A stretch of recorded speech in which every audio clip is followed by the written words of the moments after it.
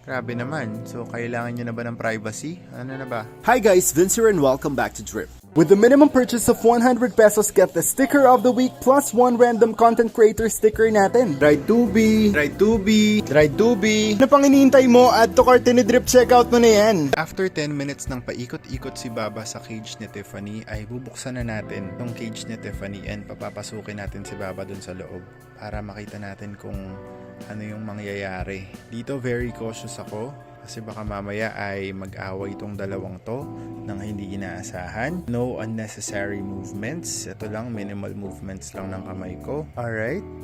Okay. Perfect. Nakaantabay pa rin ako. Oh my God, hindi sila nag-away ni Tiffany. Lah. Okay.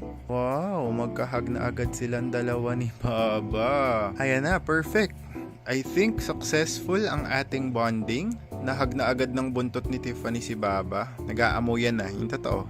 Ang bilis nyo naman dalawa, grabe naman kayo. Grabe naman. So, kailangan nyo na ba ng privacy? Ano na ba? So, I think that's it for our first introduction. Very successful tayo dito sa una nating introduction sa pinakabago nating mga sugar gliders dito sa Drip by Vinci with Baba. In the next few days, mag-introduce tayo ng tigi-isa pang mga gliders dito para magiging one family na talaga yung Drip gliders natin. So ayan, ililipat na natin si Tiffany dito sa flight cage ni Baba. Ipapasok ko lang dito yung maliit na lalagyan.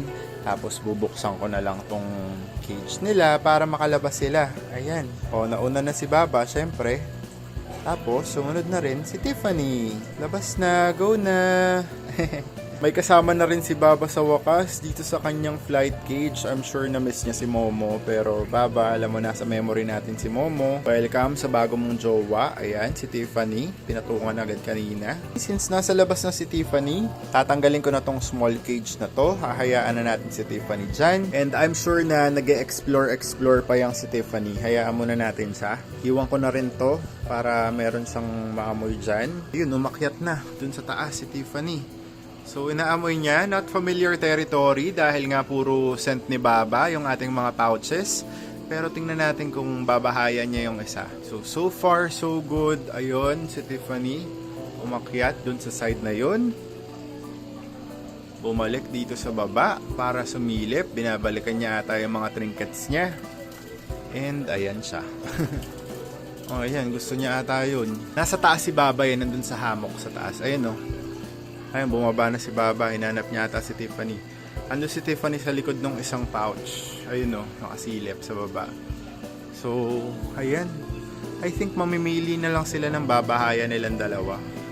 Hayaan ko na muna sila. Bibigyan ko ng privacy. Tingnan natin kung ano mangyayari next. See you guys tomorrow. Mag-introduce tayo ng bagong gliders kay Baba.